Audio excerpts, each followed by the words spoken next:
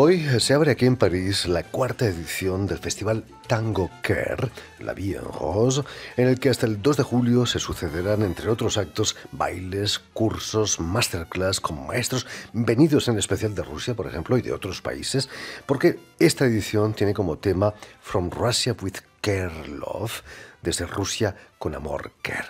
Y precisamente para hablarnos de este festival y de esta edición de La Vie en Rose, nadie mejor que su director artístico y además creador, el argentino Sanfede. Buenas tardes, Federico. Buenas tardes, Jordi. Muchas gracias por la invitación. No, es un placer tenerte aquí entre nosotros. Permíteme que explique antes que nada que has nacido en la ciudad argentina de Tucumán en 1981 y me imagino que ya en tu casa el tango ya estaba muy presente, ¿no? De pequeño. Me habías dicho algún día que tu abuelo cantaba y escuchaba mucho tango. ¿Es cierto eso? Sí. Creo que cuando uno empieza a hacer como a rememorarse del primer contacto que una persona tuvo con el tango, siempre hay como una historia, una narrativa. En ese momento, yo me acuerdo en Tucumán, sí, una de las primeras figuras de las que me acuerdo es mi abuelo, que escuchaba tangos, o que entonaba tangos. Seguramente bailarín. Nunca lo supe, nunca lo vi, pero sí. Va a ser en la universidad donde empiezas a bailar realmente tango, a pesar de que el folclore me decías que en Tucumán era más importante, ¿no?, que el tango. Sí, digamos que fue en una época en que el tango empezó a retomar fuerza. No nos olvidemos toda la época de la dictadura, etcétera. En ese periodo que estuvo un poco, se dejó de lado, se olvidó, se prohibieron muchas cosas y después empezó a cobrar de nuevo fuerza y sobre todo, bueno, entre la gente joven. Antes, digamos, de que llegara el boom también del tango nuevo, nuevamente, o que ciertas figuras o ciertas personas lo pusieran más de moda en Europa. Yo empecé, sí, alrededor de los 16 años. Después seguí con unos cursos en la universidad y bien, poco a poco, digamos, fui precisando que hubieron dos épocas. La parte esa en que estaba en Argentina, en que empecé a estudiar, a practicar, a bailar, como baile más social, y después también la parte después cuando ya me vine a Europa, en el que también se abrieron nuevas facetas del tango. Hablando de ese aspecto social del tango, es una manera de conocer a gente, ¿no? Las milongas es un acto social realmente. Sí, digamos que el origen mismo ya del tango, en el origen mismo ya es un hecho social que reúne, que sea músicos, que sea de diferentes orígenes. No nos olvidemos ya los orígenes del tango, bastardos si lo puedo llamar así, vienen justamente de todos estos diferentes orígenes que se encuentran y resumen, digamos, el baile que efectivamente es social.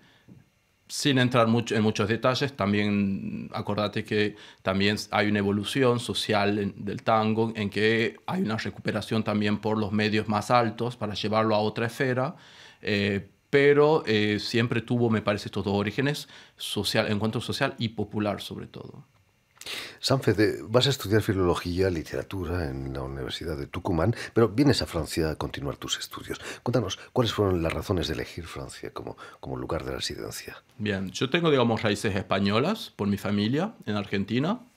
Digamos que siempre tuve como cierta afinidad con la cultura francesa, porque empecé a estudiar, ya estudiaba yo francés, leía mucho en francés y nada, después seguí también en una parte de la universidad, la escolaridad en Argentina, en la parte hacia las dos, digamos, filología hispánica y también francesa. Entonces, sí, para mí fue natural, desde luego, después la elección de Francia, justamente. Haces una tesina aquí en Francia, en París, sobre un escritor tucumano, Juan José Hernández, quien tiene una relación muy importante con Francia. Era el traductor de Marguerite Yourcenar, ¿no? Sí. Eso me enteré justamente después en la época de investigación, en la parte en que tuve el honor de, digamos, de entrevistarlo y justamente ver, digamos, todas las facetas que tenía. Incluso tenía en vida, tenía el proyecto de continuar la historia de un joven poeta tucumano que había llegado a Francia, que es verídico, y que habría conocido a Marcel Proust también. y que estaría quizás citado, esto ya era una hipótesis, en La Du côté de recherche. chez Swann, en uno de sus libros. Y siempre él tenía, digamos, una cultura eh, francesa impresionante y sí, era traductor. Es más, o sea, lo que es interesante, creo que tradujo poesías eróticas al español argentino. Sí. Difícil, difícil traducir esas cosas. Sam, vas a ser profesor de español en Francia, pero vas a pedir tu traslado a la isla de la Reunión, una isla francesa en el Océano Índico. Vas a vivir 7 años allí. ¿No te sentías un poco aislado, si me permites la broma? Sí, no, para nada. Digamos que fue una época de la cual todavía, bueno, estoy muy conectado con Isla de Reunión porque vuelvo muy a menudo. Es mi segundo domicilio, digamos, eh, por el momento, entonces paso, digamos, mucho tiempo allá, tengo muchos amigos. No, no, no, no, no. Bueno, es verdad que es una cuestión de insularidad propia, pero yo creo que uno se adapta. Es una ventaja y hay una calidad de vida. Creo que es una experiencia formidable de tener esa posibilidad de estar, digamos, más conectado con la naturaleza, con uno mismo. Son cuestiones que, digamos, se pueden desarrollar y darse más y más cerca también de la gente, que es mucho más abierta. Lo cual me recuerda también una parte, así, digamos, de mi pasado y de mi historia en América Latina, que es un público. Difícil volver a la capital, a París, el humo, la contaminación, imagino.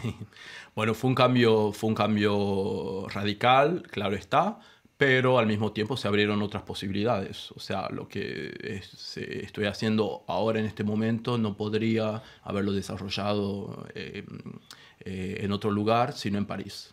Cuéntanos, Federico, cómo nace La Vie en Rose, un festival de tango queer, LGBT. Es un homenaje quizás a artistas importantes que han sido olvidados, incluso, no digo censurados, pero olvidados. Sí. Siempre fue una temática que me interesó, la temática LGBT. Es más, si hubiera podido continuar alguna tesis o algo, lo habría hecho enfocado en ese ámbito. En la cuestión, por ejemplo, del escritor de Juan José Hernández, hay mucha temática LGBT. O género, vamos a decirlo así, siempre fue una temática que me interesó. Y después también me empezó a interesar la parte, digamos, olvidada, porque esto viene también con toda una tradición, bueno, digamos, con una nueva línea que se encarga en la parte de la historia, en esa época, cuando yo estaba, digamos, en la época académica, de gente que empezaba a escribir sobre otras historias. Y de ahí toda la seguidilla de historia de las mujeres, en la historia de... Y se llegó también, al fin y al cabo, a hablar también de las historias olvidadas, entre los cuales estas minorías, la historia LGBT. Contemos que LGBT son lesbianas, gays, bisexuales y transexuales. Exactamente. ¿Y por qué queer? ¿Qué diferencia hay entre queer y LGBT? Bien, digamos que el segundo término es como tiene una connotación más política o ideológica. ¿Ok? Digamos que está enfocado ya, es un término que a la base es un insulto. Entonces, digamos, en cierto sentido, LGBT, que incluso ahora se les agregan el símbolo más, porque incluye también a los queer y a los curiosos o indecisos, entonces se engloba, digamos, para que sea cada vez más Abierto. abarcativo. Bueno, el término queer me parece que es un término mucho más abarcativo, de gente que no se quiere catalogar de una forma o de otra, pero tiene una connotación política muy importante, sabiendo que viene de un insulto en general a la base. Queer significa extraño, sería el equivalente de marica en español. Entonces se los reivindicó este término, como hicieron, por ejemplo, las comunidades afroamericanas con el término negro, la negritud, etcétera, etcétera, para recuperarlo a fines, digamos, políticos.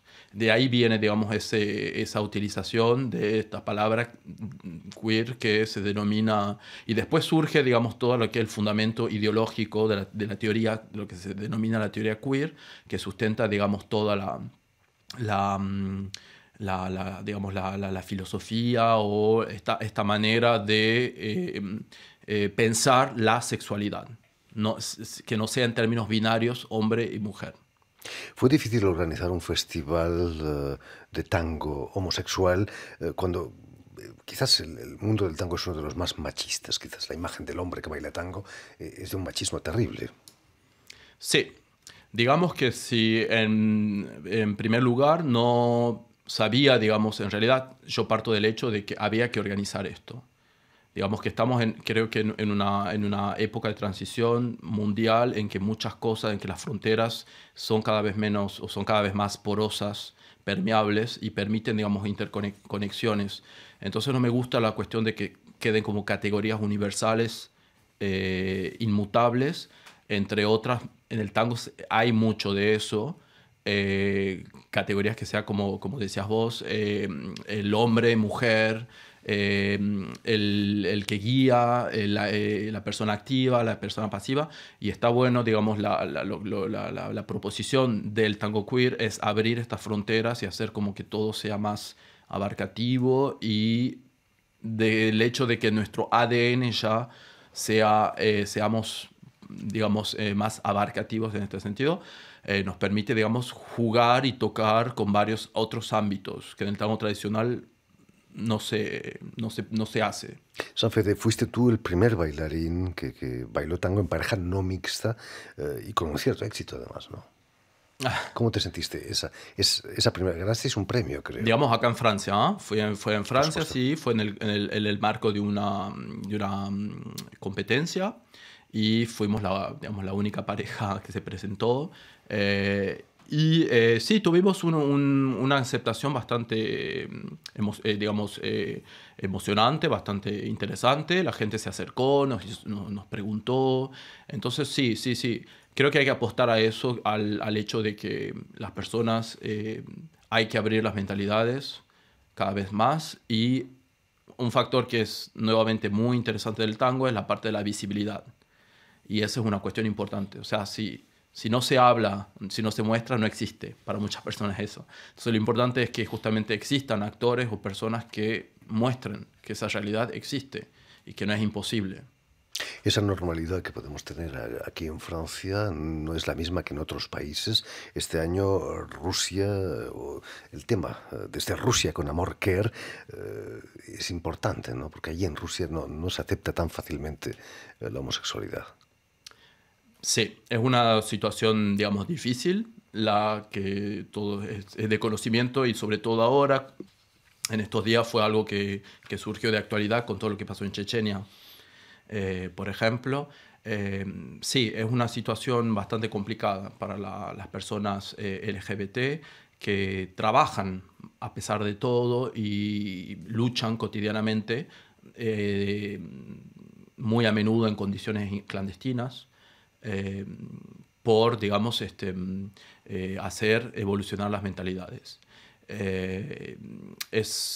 Nosotros nos propusimos este año rendirle homenaje a estas personas, a estos actores.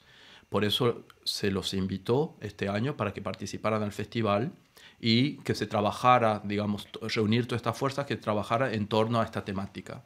Que digamos que en realidad es una temática ligera, más bien divertida, porque siempre lo vemos por ese lado, de traer, digamos, la diversión o por este lado social del tango, por este lado que reúne, llevarla hacia otro nivel de cosas sutiles, porque una de las complicaciones que se nos presentó este año es que efectivamente no podíamos muchas veces confrontarnos a la realidad de manera directa, porque hay que saber que muchos de los artistas que vienen son residentes en Rusia, entonces hay que protegerlos en cierta medida, a exponerlos, digamos, de manera muy mediática o durante el festival. Vais a presentar en primicia mundial el documental Care Tango Goes to Russia de Alexander Vinogradov. ¿Cómo es ese documental? Eh, Alexander es nuestro artista invitado este año y es la persona que se encargó de trabajar en la cuestión visual del festival. O sea, todas las personas que trabajaron en la cuestión visual del festival este año son rusos, incluso los actores. Él se acercó al tango por este proyecto documental con el que estaba trabajando, que pone en escena varios testimonios de gente, actores, digamos, o personajes del medio del tango queer, de manera documental, lo filma en su intimidad y, digamos, hay como un caleidoscopio de historias cuyo hilo conductor es evidentemente el tango y después, claro, está bueno, la situación social en Rusia y bueno, la situación conectada con otros países. Alexander está por presentar, vino especialmente para el festival, para presentar su proyecto documental, hace una conferencia en el marco de la Via Rose. Ayer hubo la inauguración en la Embajada de Argentina y espera el apoyo institucional y financiero para poder llevar a cabo el año que viene su proyecto y bueno, que la película salga. Os contó la situación de los homosexuales en Rusia en este momento. ¿Por qué están pasando los homosexuales en Rusia? Digamos, desde el punto de vista del festival, en realidad queremos mostrar que hay dos grandes festivales, hubieron hasta presente, de tango queer. O sea que hay gente que está trabajando para que los extranjeros vengan. Desde el lado de la comunidad LGBT extranjera hay cierta reticencia, obviamente, por la imagen a menudo negativa que se da de Rusia. Nuestra idea era abrir y mostrar a esta gente que está trabajando y decirle, bueno, sí, pueden ir. Yo fui muchas veces a Rusia, la situación es verdad que es complicada, y sí, hay mucho miedo, no hay que negarlo, hay mucho miedo, hay mucha cuestión de tener cuidado siempre, sobre todo no hay que olvidar que los homosexuales viven violencia, bueno, sufren violencias. Hay muchas cuestiones que en nuestro medio, por ejemplo, lo que sea dar cita a alguien o algo así, son cuestiones que pueden ser muchas veces peligrosas. Entonces, y es una cuestión también con relación a la sociedad que es complicada, que es delicada, con relación a la familia, con relación a la cultura, a la educación que se... El auge de los integrismos, quizás sean del Islam o los católicos, está cambiando la realidad del movimiento LGBT. Sí, digamos que yo parto del hecho, estamos en el mes, ¿no?, del orgullo, porque en Francia, como en muchos lugares, se celebró ya la Gay Pride, la Marche de Fierté.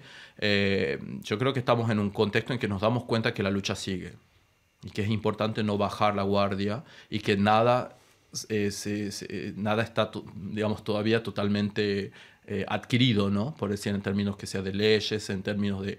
Y bueno, la realidad, desgraciadamente, nos muestra que cotidianamente hay todavía muchos factores en juego, muchas reivindicaciones todavía, y que nada, digamos, hoy en día se sigue todavía matando por homofobia. Se sigue matando, se sigue criminalizando, se sigue... Pero bueno, tenemos esperanza. Hay que guardar la esperanza. Como argentino, imagino que te sientes orgulloso de ser uno de los primeros países en haber aceptado el matrimonio homosexual, ¿no? Sí, en Latinoamérica. Y uno de los que tienen la ley más avanzada en términos de ley de género, que fue promulgada, digamos, es mundialmente. Mucho antes que Francia, Lo del matrimonio sí, pero también la cuestión de la ley de género que permita también a una persona de cambiar de identidad, digamos, asumir la identidad sexual que le corresponde, que se sienta, sin, digamos, y que sea inmediato y que sea reconocido en los papeles. Y ese es uno de los primeros países en el mundo con esa legislación avanzada. Bebo, pues ya lo saben, tienen una cita en los diferentes lugares, como la Sala La Sirène, la Salle Colonne o el Square René Legal, aquí en París, donde hasta el domingo tendrán lugar diferentes actos de la Vie en Rose. Por cierto, la Vie en Rose, Edith Piaf estaría contenta de que un festival como este llevase el nombre de una de sus canciones. Sí, seguro. Sí, porque digamos, está la cuestión de París. Está la cuestión de París y de la cuestión de la libertad. La cuestión de la libertad y sí. París es libertad y París es rose. Naturalmente que sí. Y si quieres volver a escuchar íntegramente esta entrevista o verla en vídeo, porque hoy la televisión la podemos ver, puedes hacerlo en las redes sociales, en YouTube y en nuestra página RFI en español. Sobre todo, permíteme dar las gracias a Elena Abril, quien ha estado detrás de los cristales al tanto de la realización de este programa, y también enviar un cordial saludo a nuestros telespectadores, porque tenemos telespectadores que nos ven en América Latina a través de la cadena Canal U de Montevideo. Muchas gracias de nuevo, Sanfede, por haber estado aquí con nosotros y mucho éxito en esta edición de La Vie en Rose.